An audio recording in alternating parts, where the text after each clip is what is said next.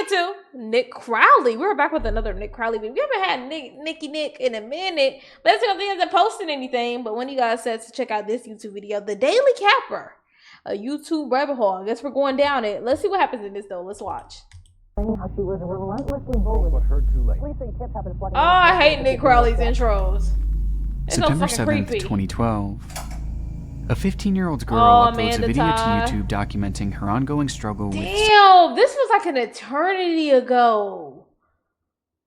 Jesus. Oh my goodness. I low-key forgot. This was, if you were around, you were around. Oh, this was huge. This was literally huge. Cyber harassment and blackmail. Because obviously it was actually a very devastating story, but... Oh, yeah, this was sad. Oh, I low-key forgot about this. Wow, yeah. Being done at the hands of an unnamed individual. Her bullies. Throughout the video, not a single word is spoken. Instead, the teen tells her story through dialogue written on paper cards. I remember watching flipping through them it. one by one, painting a picture of the traumatic abuse she was living through. Just over 1 month later, she would be dead, as a direct result of that very harassment. Wow. The story of Amanda Todd is one of the most heartbreaking. That is literally, I'm not even joking, that just unlocked like a core, like a memory. Like just open, a box just open. I'm like, oh my God, I forgot about it. Breaking across all of YouTube, Let me just watch. with the case sending ripples not only across the site, but across the world as well, with the fallout still being felt to this very day. And from this case, a light was briefly cast on one of the darker corners the internet has ever seen, momentarily illuminating a community that was never meant to be seen by the public eye, with a rabbit hole even more bizarre than anything we've covered on this channel before. And today, we're diving down to its very depths. With your anchor person, Doris Marmy, and welcome to The Daily Capper. Happy hunting.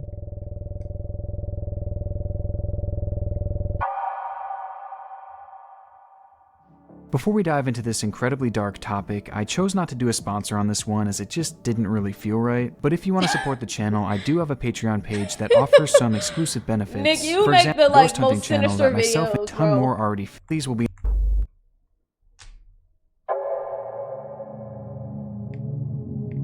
The story begins in the early days of the internet, a time when, due to the general public's lack of understanding of this new online world, moderation was at its most primitive and nefarious activity ran rampant, with many of the worst examples coming from the dawn. That is why we're watching it second, and we might play a song after, and we were gonna watch some lighter crime times after. Live streaming. Back We'll then, watch streams Nick and their every blue moon. associated chats were almost entirely Yes, unregulated, leading to them becoming a cesspool of all sorts of degeneracy, and it's within one of these very sites where Amanda's torment would begin. It happened on a website called Blog TV, where Amanda had logged in one evening at the age of 13 to the tune of 200 viewers, and it was here that she would be pressured to eventually flash the camera, with the whole chat cheering her on, a decision that she would regret not only in the moment, but for the remainder of her life. Lurking in the chat room was a man under the alias of Tyler Boo, who had been waiting for that very opportunity to grab a screenshot and recording of this young girl in her most vulnerable moment, before immediately turning around and using that image as blackmail in an attempt to leverage it for more private performances. It was a demand that Amanda refused, though truthfully it wouldn't have mattered anyway, as Tyler would turn her world into a living hell of online harassment, with a photo and video being sent to all of her friends, acquaintances, and family members. It got so bad that on multiple occasions her entire family would be forced to move, though this was of no use, as Tyler's evil crusade persisted. Every new school, every person she interacted with, would eventually be met with the content from that fateful stream. Amanda could never outrun him. And with nowhere left to turn, she would take up drinking and drug use just to cope, until eventually on October 10th, 2012, she just couldn't take it anymore. Oh, this was so sad. The story of Amanda Todd is a complex, tragic tale, with many factors ultimately playing a role in her untimely passing, with none being more prominent than her harasser. And with her video gaining immense virality following her passing, all eyes were on Amanda's case, with the big question being, who is Tyler Boo? A question that leads us to a particularly disturbing discovery and today's main topic. As to unmask this abuser, we have to first recognize that he wasn't alone, but rather was part of one of the most bizarre and deranged communities ever uncovered on the internet. But the internet is... With Amanda's story making headlines, Canadian authorities quickly began work on their investigation, dedicating a team of detectives to unmask the man behind the Tyler Boo alias. And there, it's likely that they discovered that the crimes Tyler had committed were far more common than you would imagine. Back then, Tyler was what is known as a capper, someone who prowls live streams of young women and men across the internet, egging them on into performing some type of lewd act. And upon convincing them to perform said act, these cappers would then take screenshots or recordings, also known as caps, immortalizing the moment in an image or short video. For some cappers, this is where their involvement ends, but for many others, it goes much deeper. Once in possession of the caps, they will then use this as blackmail against the victim in order to further extort them, which is exactly what Tyler Boo had done to Amanda. And she wasn't alone. Back then, this kind of stuff happened on a freakishly regular basis, with hundreds, even thousands of cappers operating on a given night, with their list of victims being essentially immeasurable. Victims who had their lives completely and utterly destroyed by these malevolent outside forces. Like, oh my god, like, y'all are so lame, like... Y'all are so lame. Obviously, they're more than just the word lame, but do you know how, even the beginning of this, like, if you were a part of these activities, then you just never been discovered. Like, in the early days of the internet, imagine spending your time doing that. Like, oh my god, you've been lame since the dawn of time. You've been lame since the dawn of time. Like, you just are just lame, and you have no life, and you're literally just, like, scum. You're just scum on earth, and you just, like, oh my god, are you not embarrassed? That forbade them from ever speaking out, and these forces rarely operated alone. In reality, many of these cappers were closely intertwined within a community of individuals sharing this common practice, many of whom shared techniques, caps, and genuine online connections with each other. And as dark as this all may seem, their actual doings are somehow even worse than you could fathom. A fact that would only be fully understood and laid out on a silver platter upon the discovery of an internet-based program known as the Daily Capper. Oh.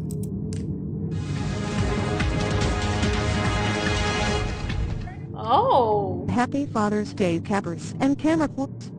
Welcome to the week in review of the Daily Capper. The short-form program began its run here on YouTube back on June 20th, 2010, and continued airing weekly for over a year, with each episode having a runtime of roughly 5 minutes, primarily featuring this uncanny host and her robotic voice. And if she looks vaguely familiar, you might recognize her, or even the layout in general, as having come from the old HBO series Crashbox, an educational program made for children, which features an eerily similar segment called Distraction News. Distraction News with your anchor person, Dora Smarmy. Good evening. I'm Doris Marmy, and welcome to Distraction News, where we give you the news and then ask you 5 questions about what we've just reported. But the Daily Capper was a much different show, as its creators stole the imagery from Crashbox and dubbed over it with this off-putting text-to-speech in order to tell the top weekly stories from the world of capping, with the channel's description reading, "The capping world is a world that is unknown and mysterious to some, but really there's nothing mysterious about it. The Daily Capper is here to report week by week what goes on in the capping world." The page is almost like a time capsule, preserving the wrongdoings of this otherwise obscure community, and putting it all out in the open. And because of this, investigators were understandably immediately drawn to the program, as it quite literally documented all of the highlights in the capping community, even discussing some of the group's major players and victims at the time that Tyler Boo had been harassing Amanda. And thus began their deep dive, and ours as well, into the Daily Capper. Wow. And what better place to start than at the very beginning? Wow. Oh, we're getting a lot. We are halfway through the year, and what better way to spend 365 days than on your computer screen looking for camera clips? Despite what others think, summer is not the time to go outdoors swimming, being with friends. Despite what others think. Rather, it is a time for girls and boys to turn their computers on and get dirty. Oh my gosh. Y'all were cooked since the beginning. The show opens on a jarring note, with its creator being so crass that some It's might so mistake this as a creepy. work of satire, though sadly this is far from the case, which becomes evident after only a few minutes when the tone is set for just how disturbing the Daily Capper was going to be. These are some highlights from this past week. Nicole, 34, went to Tiny Chat and exposed her 15-year-old. She was later heroed and blackmailed by Doc Holliday. Throughout the episode, Wow. multiple stories are told about what the capping community had been up to, Wow. with the host referring to the These accusation of pedophiles these caps as and epic sickos. wins, a common phrase throughout the capping community, a true indicator of the time period in which the show had aired. But what makes this all the more chilling was that each of the girls that had been featured on the show were minors, with the creator making sure to mention their ages, like a 15-year-old, pedophiles. and even a group of 13-year-olds. Let's start with this past Thursday. Epic Win was delivered in the form of 4 13-year-old Oh girls my from Block goodness, TV's Junior, bro. and all for a room of 300.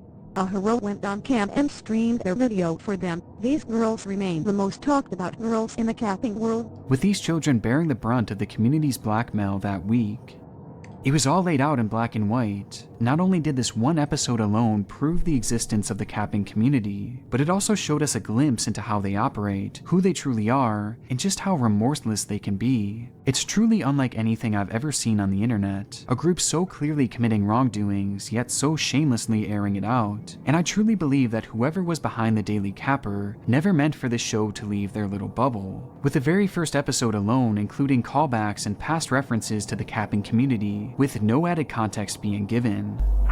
From Blog TV Junior went to Tiny Chat once again. If you remember, she has been to Tiny Chat before. One thing that has not changed, every post Coke makes gets deleted or banned. Showing us that A, the community had been around long before the Daily Capper, and B, that the viewers were expected to have prior knowledge of events from within the community, making it apparent that the program was made solely for This is involved disgusting, cappers, bro. which is likely why it comes off as so unapologetic, especially as the episodes go on, as things only devolve further from here.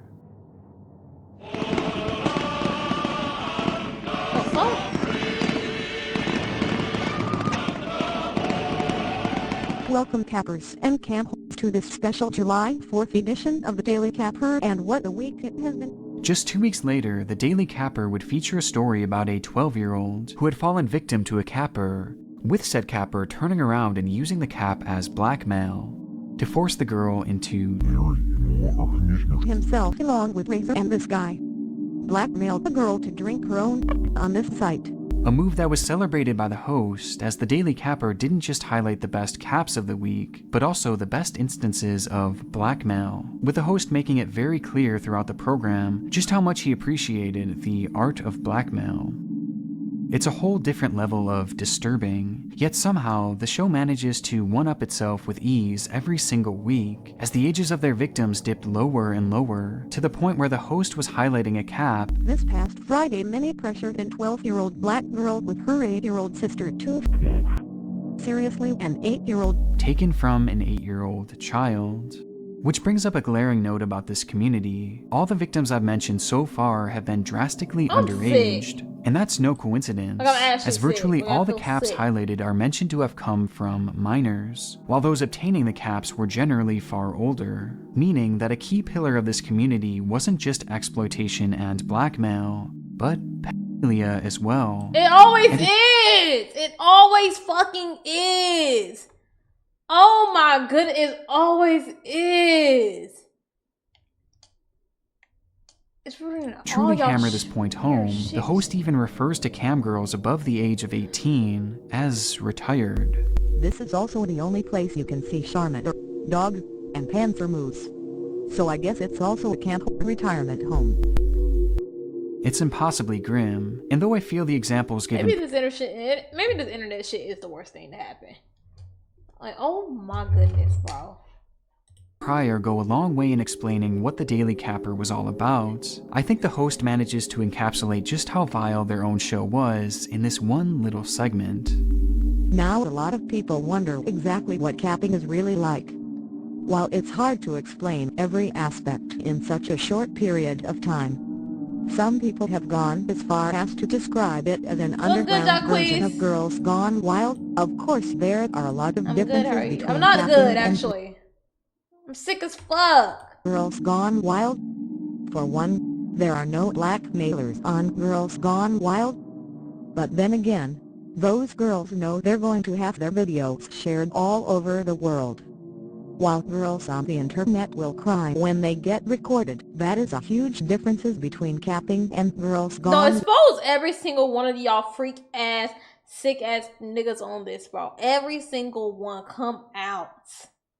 Come out, put your face. Y'all been hiding y'all fucking faces the day of the dawn.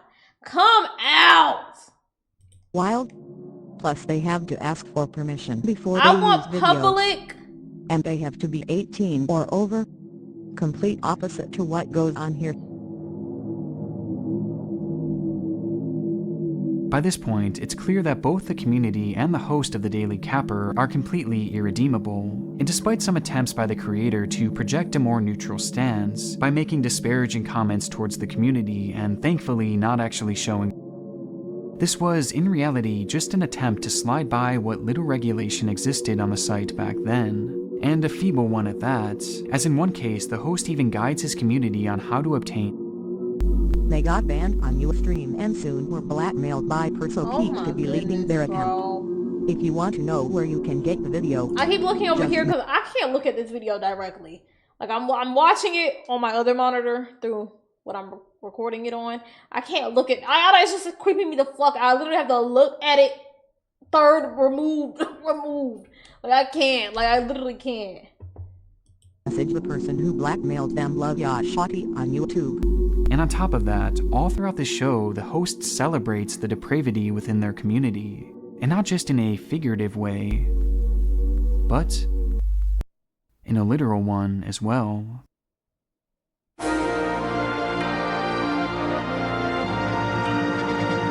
What the fuck?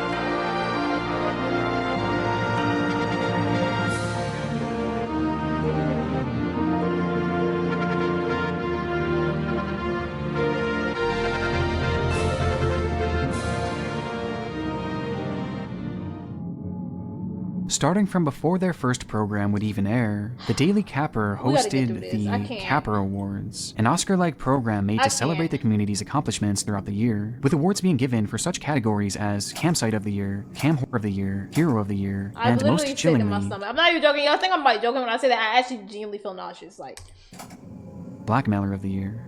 This annual show first premiered on a separate YouTube channel back in 2009 and encapsulated everything wrong with this community, the arrogance, the deranged beliefs, the sense of pride. As just when you think the show can't get any worse, it goes ahead and does something like this. With the sheer size of this community being put on full display, as it was mentioned that over 4,000 votes were cast for just one category alone, at a time before the Daily Capper had even begun.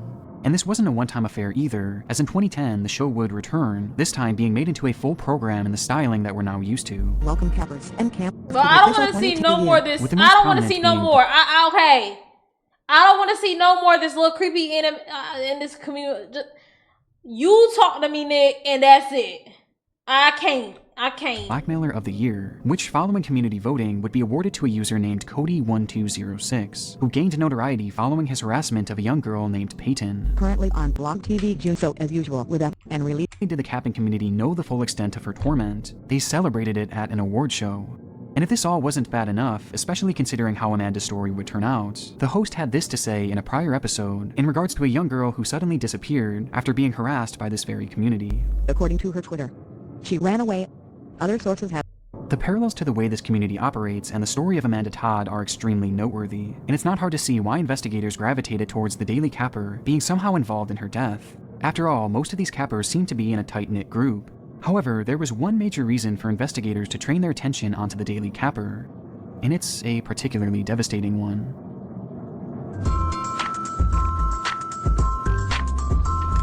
Merry Christmas cappers and camp to the December 19th edition of the Dancing Amanda. Wait, what? This week, the Announcing Amanda capper. Meanwhile, another girl from Blog has been talked about a lot this week. On December 19th, 2010, the Daily Capper would air a segment mentioning an up-and-coming target for their community, with that child being 13-year-old Amanda Todd. Wow. In the show, the host states that she was extremely active on campsites, and that she was being talked about quite a bit in the capping community. The ties to Amanda weren't just conjecture, it was proven right there in the footage. She said she had been IP banned from Blog TV and ended up moving to Wicked Camp Chat to sing like she used to. All I'm saying is, like, y'all see how, like,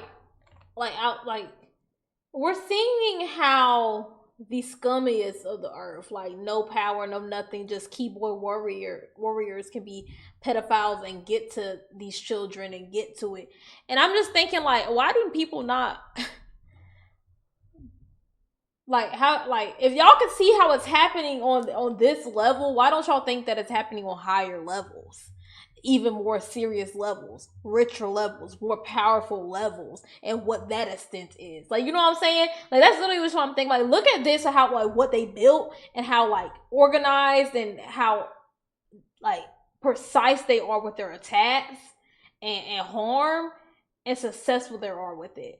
And I'm just thinking, if these fucking scum niggas can fucking be so successful in this, imagine what the people with actual power and actual money are doing in this world. Like, literally, like, bro. Fully does. As coincidentally, the show just so happened to coincide with the exact time frame that Amanda's harassment had begun. She had been trapped by this community, grasped firmly in their clutches, and with the Daily Capper being so intertwined in this world of capping, it seemed all but certain that one of its members had been the culprit behind her torment. But who? Who was Tyler Boo? Well, despite investigators likely believing that they were close to their big break while sifting through this disturbed online world, they actually wouldn't be the ones to break the news of this man's identity, and instead, answers came out of nowhere, in a twist that somehow makes this story even more bizarre.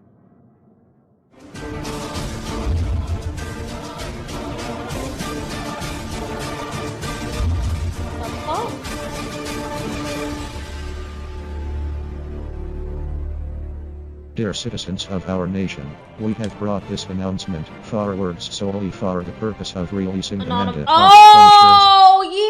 identity. You will find a URL to the man's docs in there. You will see various information about said person. Before the police could even finish their investigation, Anonymous, the world-renowned hacking organization, would take it upon themselves to uncover Tyler Boo's identity, with their results finding him. I totally forgot about Anonymous. But I remember somebody saying something the other day, some shit like where they at when you need them or something. I forgot what had happened. This isn't funny. I'm just saying what I seen online. Be a major player in the capping community, a user by the name of Cody1206, aka 2010's Blackmailer of the Year. In the program crowning Cody1206, it mentioned how he abused a young girl named Peyton, a previously discussed victim who suffered similar harassment to Amanda, and with this notion, Anonymous dug deeper into the man, until they were able to prove that the same account was in constant contact with Amanda, and had supposedly been streaming her cap on this account for the whole world to see. And to add even more to Cody's rap sheet, he was supposedly already in the process of being charged with sexual assault on a minor. Anonymous— Who's surprised? Not me! Somebody raise their hands if you're surprised. We're still waiting for the hands to go up. Had found their guy, and upon confirming this among themselves, they would publish this video including his full docs, with all of his private information being leaked to the whole world, with his real name turning out to actually be Cody. And just like that,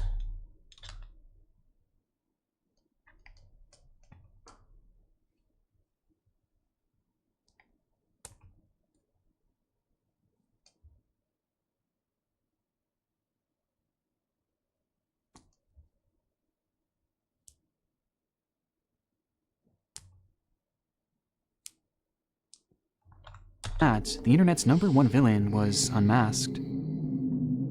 But there was just one issue.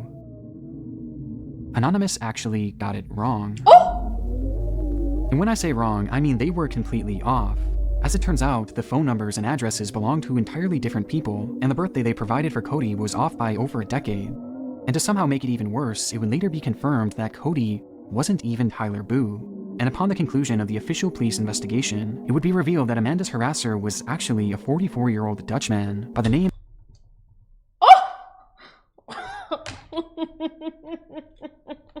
No, they say he was still a pedophile though, so fuck that nigga. Fuck you. Expose you. fuck you still.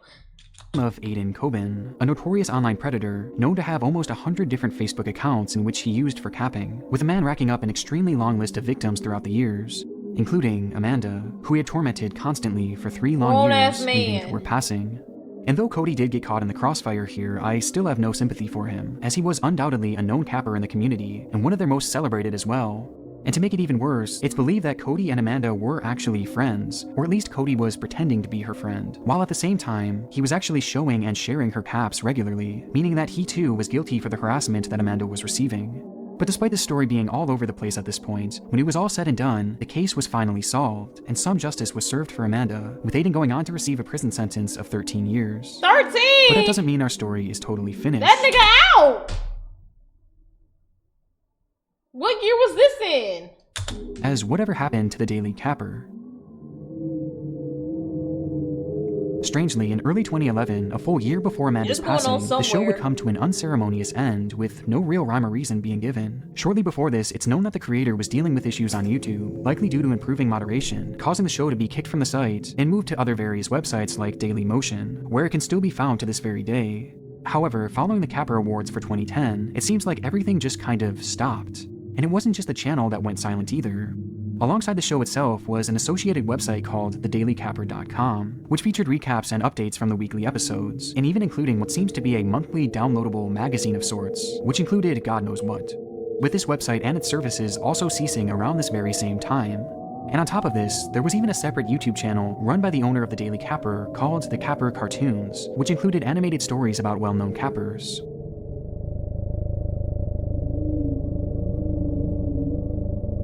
And strangely, this page also came to a halt without any given reason. One day it all just kind of ended, and we have no idea why. Perhaps something had scared the creator off, or maybe they just moved to a more secretive location. But either way, the accounts had been dead for well over a year leading to Amanda's death, marking the end of the Daily Capper for good. Or so we thought. Oh, never mind. I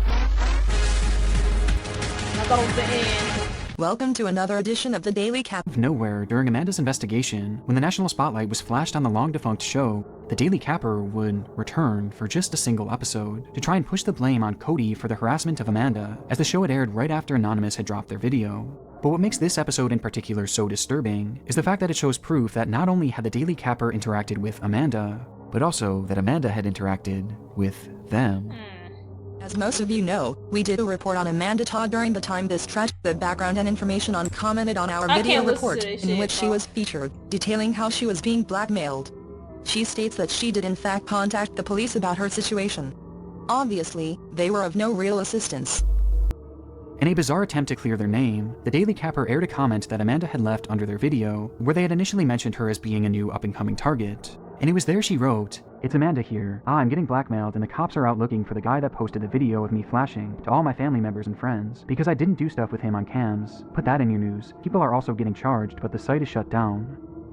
The host would try to spin this in a way that blamed the police for failing to stop Amanda's harassment, while posing as the good guys in this situation. How are you the good guy? Proved that the Daily Capper did in fact know about Amanda's torment, and did nothing until she was already gone.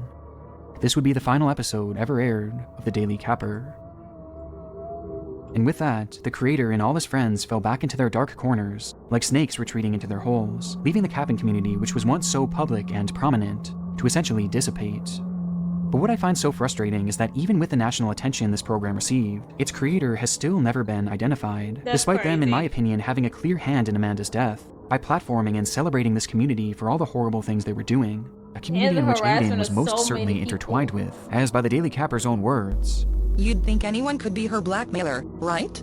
Well, at this time, there was not a single blackmailer that the capping community was not aware of." Many factors played a role in Amanda's death, and the Daily Capper was certainly one of them.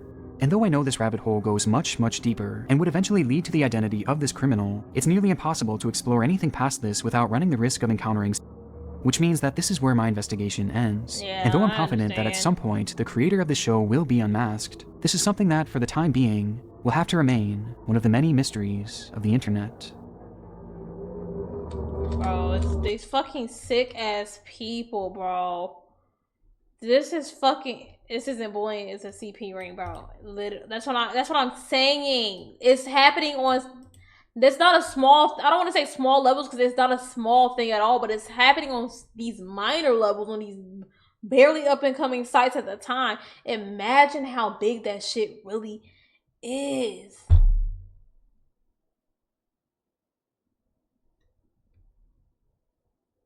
Wait a minute.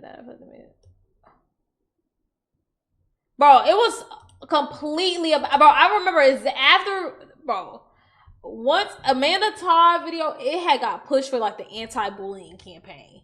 I'm talking about, it started hitting like the, I'm not trying to make a joke. It started hitting, you know how like they had went on the anti-smoking campaign? It was everywhere in the States. Like you could like, they used Amanda as a catalyst for the anti-bullying campaign. It got that like cyberbullying movie. Like so many things came out. I was a kid during this time. I was like, what was it, 2009? I was like 7, 8. So I remember I was in schools. They were like, you know, making us take like courses on it. Not like courses, but they would like pull us. And like, you know, we would have like moments throughout school where we would have to talk about this type of stuff. Like it had gotten so big. But low key, like as an adult, like they were saying, it's way more than just bullying. Bullying is you and your local school kids and they making fun of you because your shoes, you ain't got the newest shoes, or you know what I'm saying? Or, you know what I'm saying? Like, you don't got the newest hairstyle, or you don't got the new outfit, or, you know what I'm saying? Like, this is literally just like sick grown men harassing and torturing these little girls to every degree, every extent, bro. This shit made me sick, bro. Nick Crowley does a great job at these videos, but this is why we watch Nick every blue moon, and why I'm glad Nick only posts every blue moon. W video, bro. Rest in peace to Amanda Todd too.